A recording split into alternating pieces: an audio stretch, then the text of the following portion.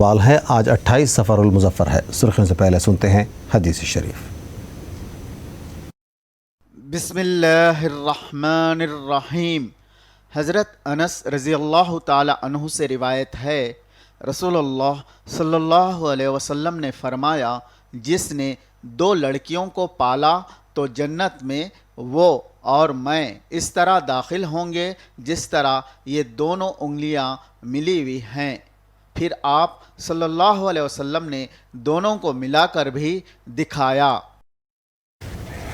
और अब सुर्खियाँ।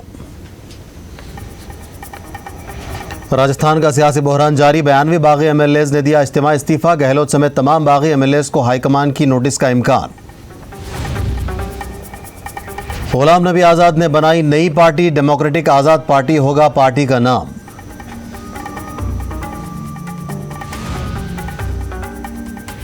वज़ीर आला जगन घर के किसी रुकन से ज्यादा मदद कर रहे हैं। YSR चेयुता पाने वाली खातून का जज्बाती इजहार।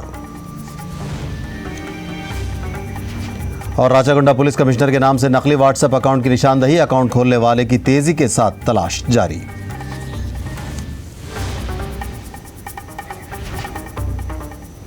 और अब खबरों की तफसीलात। कांग्रेस के सदारती इंतखाबात ने कांग्रेस में खलीज पैदा कर दिया है। हाईकमान के वफादार कहलाने वाले गहलोत ही अब गांधी खानदान को दिन में तारे दिखा रहे हैं। सचिन पायलट को वज़ीर आला बनाने के हाईकमान के फैसले को मुस्तरद करके 92 MLAs के साथ मिलकर इज्तिमा इस्तीफा दे दिया है। हाईकमान जानता है कि यह सब कुछ गहलोत का किया धरा ड्रामा है, इसलिए अब हाईकमान कार्रवाई के लिए तैयार हो गया है। गहलोत की मदद करके बगावत करने वाले तमाम MLAs को नोटिस देने के लिए माहौल तैयार हो गया है। MLAs के साथ इजलास करने वाले विजय शांति धरीवाल और महेश जोशी को नोटिस भी जारी की जा चुकी है। बगावत से मुताल्लिक़ वजाहत तलब करते हुए गहलोत को कांग्रेस हाईकमान की जानिब से नोटिस भी जारी किए जाने का कवी इम्कान है। अशोक गहलोत की जानिब से कांग्रेस के कौमी सदर के इंतखाब में मुकाबला करने की सूरत में सीनियर कांग्रेस लीडर सचिन पायलट को वज़ीर आला बनाने का हाईकमान ने मन बना लिया है, जिसकी गहलोत ग्रुप सख्ती से मुखालिफत कर रहा है। गहलोत ग्रुप का कहना है कि 2020 में हुकूमत को गिराने की साजिश करने वाले लीडर को किस तरह वज़ीर आला बनाया जा सकता है। बागी ग्रुप का कहना है कि 2020 में पायलट ने अपने 18 MLAs को लेकर कांग्रेस से बगावत की थी, इसलिए उन्हें वज़ीर आला नहीं बनाया जा सकता। गहलोत ने कहा कि पायलट की बगावत के वक्त जो 102 MLAs कांग्रेस के साथ थे, उन्हीं में से किसी एक को वज़ीर आला बनाया जाना चाहिए।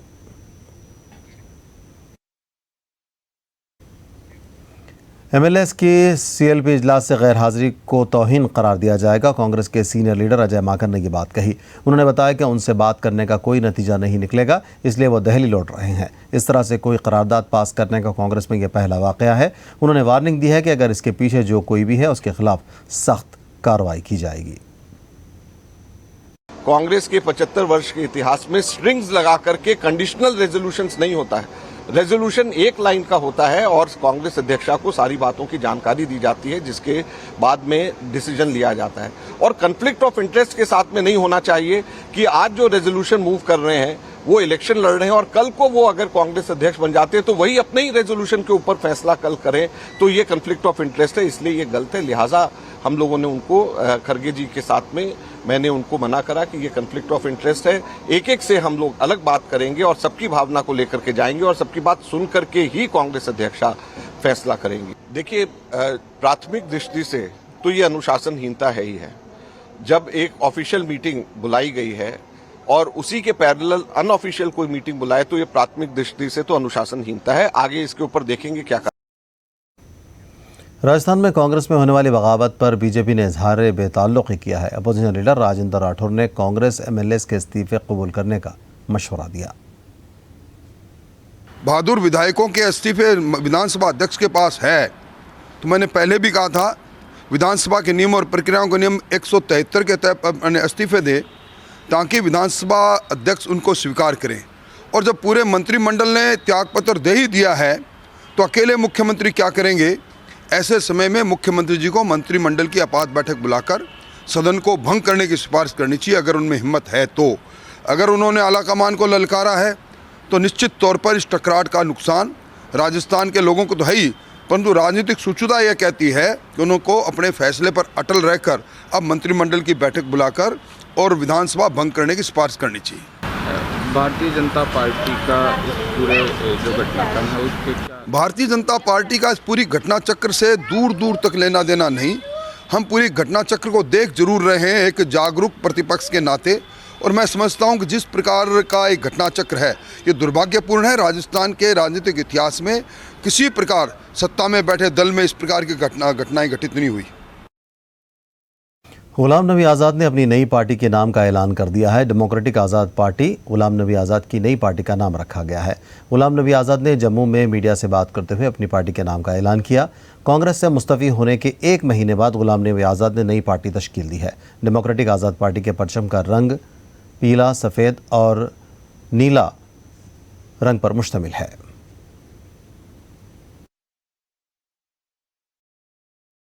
पार्टी का नाम है डेमोक्रेटिक आजाद पार्टी।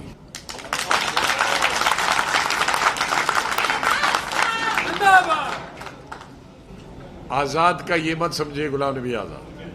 डेमोक्रेसी डेमोक्रेटिक के लिए है कि पूरी स्वतंत्र होगी, जिसका मैंने उल्लेख पहले किया कि अपनी सोच होगी, किसी भी पार्टी से, किसी भी लीडर से, किसी भी ग्रुप से प्रभावित नहीं होगी, अपनी सोच होगी और आजाद रहेगी। आजाद मीन स्वतंत्र, इंडिपेंडेंट और पार्टी। अन्नमया रायचोटी ज़िले में एमएलए श्रीकांत रेड्डी की क़यादत में वैसा चेयुता स्कीम के तहत ख़वातीन में इमदादी रकम के चेक्स तकसीम किए गए।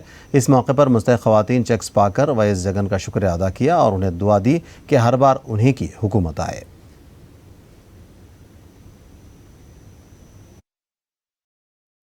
మా ఇంట్లో నాకు వైఎస్ఆర్ చేయుత అందింది. మళ్ళీ నా భర్తకు ఆపరేషన్ చేయాలంటే అది ఆరోగ్యశ్రీ వచ్చింది. నా కొడుకు టైలర్ పని చేస్తాడు. నా కొడుకు 10,000 వచ్చింది. మళ్ళీ నా మనవడికి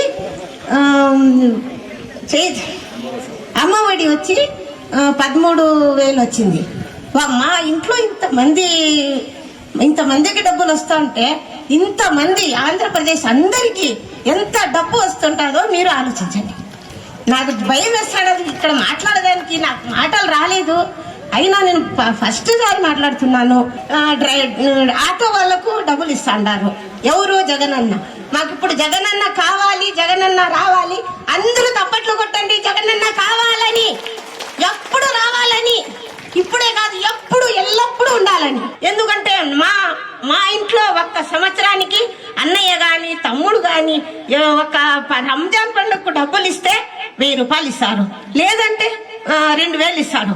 మా జగనన్న చూడండి 18,750 రూపాయలు. ఏ తమ్ముడు ఏ అన్న ఇస్తున్నాడు చెప్పండి, మీరు చెప్పండి. ఎవరన్నా ఇస్తాడారా? లేదా మా తండ్రి గాని ఏదో ఒకటి టయానికి పెళ్లి చేసేసి పంపించేస్తారు. మాకు నెలకు మాకు సంవత్సరానికి డబ్బులు ఇస్తున్నారా? మా ఇంట్లో నేను లెక్క వేసిన రాత్రి మా ఇంట్లోనే 50,000 దాకా వచ్చింది సంవత్సరానికి. ఏ తండ్రి గాని ఏ అన్న గాని ఇస్తాడారా అని అడగండి. మీరు మీ ఇంట్లో ఆలోచించండి. ఎందుకంటే మా ఇంట్లో ఈ మాదిరి డబ్బు వచ్చిందని నేను అంటున్నా. నా కూతురు కూడా మర్చిపోయినా, నా కూతురు కూడా ఇల్లు వచ్చింది. ఎంతమంది మా ఇంట్లో ఎంత వచ్చిందంటే ఆంధ్రప్రదేశ్ లో అందరికి ఎంత రావాలని, ఎంత వచ్చిందని అన్న జగనన్న అందరికి జ్ఞాపకం చేసి అందరికి పిల్లలతో సహా ముసలోళ్ళ వరకు అందరికి డబ్బు ఇస్తున్నాడు. सर हमने जब पहले कोशिश सीमा भी हमने क्या भी डाले नहीं हमारा अकाउंट में जगनन्ना इसको से 18,750 डाली, 2 टाइम डाली, अब 3वां टाइम भी पड़ती। कोशिश जरूरतों को हमारी जरूरतें मिटती हैं सर। क्या नाम तुम्हारा? नसीब जान। ये कौन सा चन्नमो का पले रहा था। इस तकरीब के दौरान एमएलए श्रीकांत रेड्डी ने अवाम को तयक़ुन दिया कि अगर वो कोई भी स्कीमात के लिए अहल हैं तो उन तक ज़रूर स्कीमात पहुँचाई जाएंगी। उन्होंने कहा कि हर मुस्तहिक़ की तरक्की वज़ीर आला जगन का मकसद है। కొంతమంది గుణాలు వేసుకొని కట్టుకుంటున్నారు, కొంతమంది స్తోమత లేక అవి ముందుకు పోవట్లేదు. ప్రతి ఒక్కరు కూడా ఇంటి పట్ట వచ్చిన ప్రతి ఒక్కరు కూడా కట్టుకోండి తల్లి. ముఖ్యంగా మీకు ఇప్పుడే తెలిసి ఉంటుంది, ఆ రోడ్డుపై ఆ స్థలము ఎలా కాదన్నా 5 లక్షల నుంచి 10 లక్షల వరకు అయిపోతుంది. 10 లక్షలు ఇప్పుడే ఉంది రోడ్డుపైకి అయితే, ఇంకా లోపల కూడా 5-6 లక్షలు అవుతుంది. జిల్లా కేంద్రం అన్నది రాయచూడి జిల్లా కేంద్రం అయింది కాబట్టి రాబో రోజులలో మనకు 1 సెంటు స్థలం దొరకాలన్నా చాలా కష్టం. కాబట్టి ప్రతి ఒక్క అక్క చెల్లి వచ్చినటువంటి పట్టాను సద్వినియోగం చేసుకోవాలని మిమ్మల్ని అందరినీ కోరుకుంటూ, ఇంకా చాలా మందికి కొంతమందికి ఇంకా రాలేదు, మాకు కూడా ఇళ్ల పట్టాలు అవసరం ఉన్నాయి అంటూ మాట్లాడుతున్నారు. వాళ్ళకు కూడా స్థలం త్వరగా చూసి వారికి తగిన ఏర్పాట్లు చేస్తామని చెప్పి మీ అందరికీ కూడా నేను విన్నవిస్తున్నాను. तेलंगाना के वज़ीर इंफॉर्मेशन टेक्नोलॉजी KTR ने आज 62 IIT के तलबा के जलसे से खिताब करते हुए IT शोबे में तेलंगाना की तरक्याती इक़दामात की सताइश की। उन्होंने कहा कि वज़ीर आला KCR IT के ताल्लुक़ से काफ़ी संजीदा हैं और उसके लिए इक़दामात कर रहे हैं।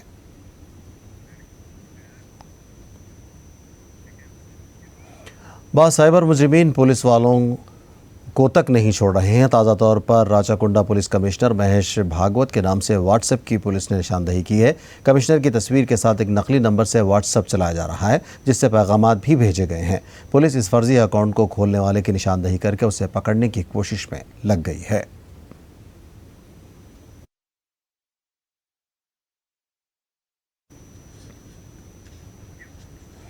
हैदराबाद के लोअर टैंक बंड के करीब तेलंगाना धोबी तरक्की तंजीम की क़यादत में चाकली एलम्मा की 127वीं जयंती तकरीब मुनक़िद की गई। इस मौके पर गवर्नर सौंदरराजन और राज्यसभा MP डॉक्टर लक्ष्मण ने हिस्सा लिया। गवर्नर ने कहा कि परेशान आवाम के लिए चाकली एलम्मा ने काफ़ी जद्दोजहद की है। हिंदुस्तानी क्रिकेट टीम के साबिक़ कप्तान सुनील गावस्कर ने हैदराबाद के ख्वाजागुड़ा में मौजूद स्पर्श हाइस अस्पताल का दौरा किया। अस्पताल में पोलिएटिव केयर का जायज़ा लिया। उन्होंने बताया कि जान का जोखिम होने वाले दर्दों को कम करने से मुताल्लिक़ डॉक्टरों और दीगर स्टाफ से जानकारी भी हासिल की है। Your generosity continue not just in this aspect, but there are so many aspects and of life. But congratulations once again to all of you, to all the doctors, the nursing staff, everybody here. You are God's people. You are God's people. God has brought you to earth to take care of those who are not well. Most of the time, sometimes it's not possible, yes, but you give succor to those who are not well. The way you look after everybody, there is your profession is a 24/7 profession. There is no day off for the medical profession. Rangareddy ज़िला शादनगर के हुदूद में वाक़े सोलीपुर गांव में गम की लहर दौड़ गई। गांव के मज़ाफ़ात के एक वेंचर में खोदे गए एक पानी के कुंटे में 3 कमसिन बच्चे गिरकर हलाक हो गए, जिसके सबब उनके ख़ानदान वाले मुजस्सम गम बने हुए हैं। गांव वालों का इल्ज़ाम है कि वेंचर वालों की लापरवाही से बच्चों की मौत वाक़ई हुई है।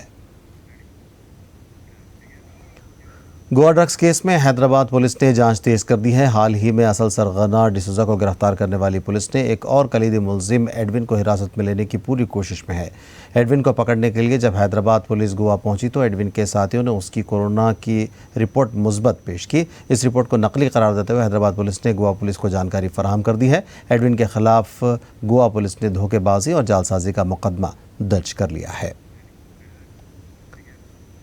कुमरम भीम आसिफाबाद ज़िले मरकज़ में MLA सक्कू के घर के पास हालात उस वक्त कशीदा हो गए जब सिंगारानी कॉन्ट्रैक्ट मुलाजिमीन ने MLA के घर का घेराव किया और उन्हीं के घर के सामने धरना देकर एहतजाज किया। कॉन्ट्रैक्ट मुलाजिमीन ने उनकी तनख्वाहों में इजाफा करने का मुतालबा किया और कंपनी के फ़ायदे में उनका जायज़ हिस्सा कॉन्ट्रैक्ट मजदूरों को देने की मांग की। एहतजाजी मुलाजिमीन ने KCR को अपना वादा पूरा करने पर जोर दिया। एहतजाजी मुलाजिमीन का कहना है कि अगर हुकूमत उनके मसाइल को हल नहीं करती है तो वो एहतजाज को मज़ीद शदीद कर देंगे। IIIT में दाखिलों को लेकर कड़पा के नौजवानों में ज़बरदस्त जोश व खरोश पाया जाता है। ख़ास तौर पर लड़कियों की बड़ी तादाद ने इस मरतबा कड़पा के 4 IIITs में दाखिलों के लिए जोश व खरोश दिखाया है। IIITs में जुमला 4400 सीटों के लिए 44,000 दरख्वास्तें दाखिल की गई हैं। वैस राजशेखर रेड्डी के दौर में कड़पा में IIITs का क़याम अमल में लाया गया था। డాక్టర్ వైఎస్ రాజశేఖర్ రెడ్డి గారు ఎంతో ఉన్నత ఆశయాలతో ఏర్పాటు చేసిన 4 IIITల క్యాంపస్లలో ఈసారి విద్యార్థులు అత్యుత్సాహంతో 44,000 మంది అప్లై చేసుకున్నారు. 4,400 సీట్లకి గాను ఈ అప్లికేషన్లు చేసుకున్న విధానం చూసిన తర్వాత గ్రామీణ ప్రాంత విద్యార్థులకి ఈ IIITల పట్ల ఎంత ఆసక్తి ఉన్నదనేది తెలుస్తోంది. దానికి అనుగుణంగానే విద్యార్థులు ఏ రకంగా ఆశపడుతున్నారో అదే రకంగా వాళ్ళకి కావలసినటువంటి విద్యావకాశాలు కానీ మిగతా అన్ని రంగాలలో విద్యార్థులు నైపుణ్యం సాధించే విధంగా కూడా టెక్నికల్ స్కిల్స్ అన్నీ కూడా అందించడానికి తగినట్టుగా ల్యాబొరేటరీస్ కానీ మిగతా అన్ని వసతులను కూడా ఏర్పాటు చేయడం జరిగింది 4 క్యాంపస్లలో. Technically very good. I'm able to tell to many people. అసలు ఇంకా కంప్లీట్గా వేరే వాళ్ళ మీద డిపెండ్ అయ్యే నేను I'm ready to take responsibility of my sisters career too. IIIT నన్ను కంప్లీట్లీ డిపెండెంట్ ఆన్ అదర్స్ నుంచి ఇండిపెండెంట్ గర్ల్గా చేసింది. And I've learned many things life గురించి కానీ ఎడ్యుకేషన్ కానీ ఇక్కడ ఎన్వైరన్మెంట్ కానీ ఎవ్రీథింగ్ ఈజ్ సో పర్ఫెక్ట్. ఒక స్టూడెంట్ ఓవరాల్గా ఎలా డెవలప్ అవ్వాలి అనే దానికి this is the perfect platform that I found. మాది గురురెడ్డి గారిపల్లి గ్రామం. నేను చిత్తూరు డిస్ట్రిక్ట్ నుంచి వచ్చాను. నేను RGKT ఆర్కే వ్యాలీలో ఫైనల్ ఇయర్ చదువుతున్నాను, బీటెక్ ECE డిపార్ట్మెంట్. నేను RGKTలో చేరినప్పటి నుంచి నాకు చాలా వైడ్ ఎన్విరాన్మెంట్ అనేది పరిచయం అయింది.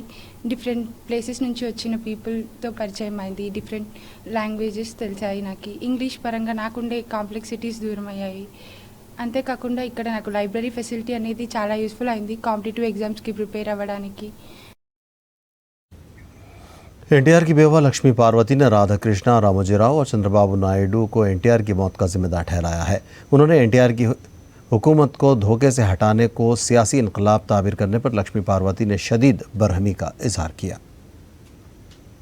అల్లుడు చేసిన ఈ దుర్మార్గ పనికి ఎన్టీఆర్ గారు నిలదొక్కుకొని నెహ్రూని పిలిచి మళ్ళీ ఇక్కడ విజయవాడలోనే సింహగర్జన సదస్సు ఏర్పాటు చేద్దామని ఆ ఏర్పాట్ల గురించి మాట్లాడుకొని 30 లక్షలు ఖర్చు అవుతుందని డబ్బు తీసుకురామని చెక్కిచ్చి పంపిస్తే వెంటనే బ్యాంకు వాళ్ళు చంద్రబాబు నాయుడు అప్పుడు సీఎంగా ఉన్నాడు అతనికి తెలియచేస్తే వెంటనే అప్పటికప్పుడు ఎమర్జెన్సీ మోషన్ మూవ్ చేసి కోర్టు నుంచి స్టే ఆర్డర్ తెచ్చారు. ఇప్పుడు ఈ పార్టీకి అధ్యక్షుడు నేను, ఈ పార్టీ ముఖ్యమంత్రి నేను, కనుక ఎన్టీఆర్కి ₹1 కూడా పోకూడదు అని చెప్పి ఆ సాయంత్రం 5ంటికి ఆ వార్త విన్న ఎన్టీఆర్ గారిని ఎవరైనా పట్టుకోగలిగామా? ఎంత ఆవేశపడిపోయారు, ఎంత భయంకరమైన తిట్లు తిట్టారు చంద్రబాబు నాయుడిని, ఎంత ఆవేదన పడ్డారు. ఆ 7-8 గంటలు గడవకుండానే ఆయన గుండె ఆగిపోయింది. ఇది పబ్లిక్గా మర్డరా కాదా రాధాకృష్ణ? దయచేసి చెప్పండి దీనికి సమాధానం. మీ చంద్రబాబు, మీ నాయకుడు అన్నవాడు ఎంత దుర్మార్గంగా ఎన్టీఆర్ని, దాని వెనక మీరున్నారనుకోండి, మీరు రామోజీ ఇద్దరుండే చేయించారు. ఎక్కడ ప్రధానమంత్రి అవుతారోనని కాకుండా చేయటానికి ఢిల్లీ పెద్దలతో కలిసి రామోజీ చేసిన ఒక భయంకరమైన కుట్రలో నా భర్తను బలిదీసి అమాయకురాలైన ఆమె మీద, ఆయన భార్య మీద నిందలు వేసి ఇప్పటికి కూడా అదే పబ్బం గడుపుకుంటూ వస్తున్న ఓ దుర్మార్గులారా, మీరు మీ పాపపు చరిత్ర పాపం పండేటువంటి రోజు వచ్చింది. ఎన్టీఆర్ని చంపిన హంతకులారా, మాట్లాడేటువంటి ఒక నైతిక హక్కు లేని ఒక దుర్మార్గులారా, నోళ్ళు మూసుకోండి అని చెప్పి తెలియజేస్తా ఉన్నాను. हाल ही में इंजेक्शन कत्ल के वाक़ों के बाद ज़िले के तिब्बी ओहदेदार चौकस हो गए हैं. ताज़ा तौर पर मुतहदा ज़िला खम्मम में खानगी अस्पतालों की तरक्की की जा रही है. कोई कोनी जरला में बग़ैर इजाज़त के चलाए जाने वाले एक अस्पताल को डॉक्टरों ने सीज़ कर दिया है. इस तरह इल्लंदू में भी 2 अस्पताल मुहरबंद कर दिए गए हैं. और आखिर में नज़र सुर्खियों पर. राजस्थान का सियासी बहरान जारी. 92 बागी MLAs ने दिया इज्तिमा इस्तीफा. गहलोत समेत तमाम बागी MLAs को हाईकमान की नोटिस का इम्कान. गुलाम नबी आजाद ने बनाई नई पार्टी. डेमोक्रेटिक आजाद पार्टी होगा पार्टी का नाम.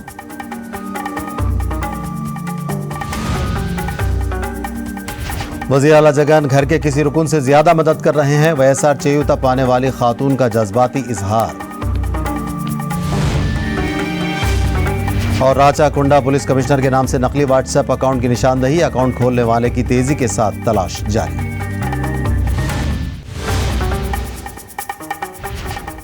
साक्षी खबर में फिलहाल इतना ही. अब लेते हैं ब्रेक के बाद देखिए तेलुगु खबरनामा.